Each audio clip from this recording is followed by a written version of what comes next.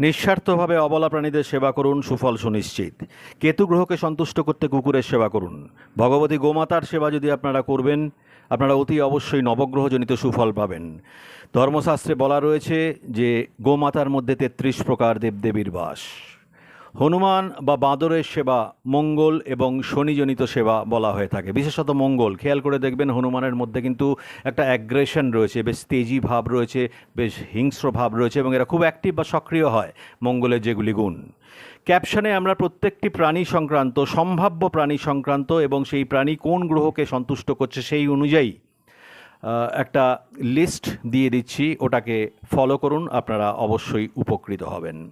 জীবে প্রেম করে যেই জন সেই জন সেবি সে ঈশ্বর, এই কথা মনে রেখে অতি অবশ্যই অবলা প্রাণীদের সেবা করুন, গ্রহজনিত সুফল পাবেন। কাঠবেড়ালি বুধ গ্রহকে নির্দেশ করে।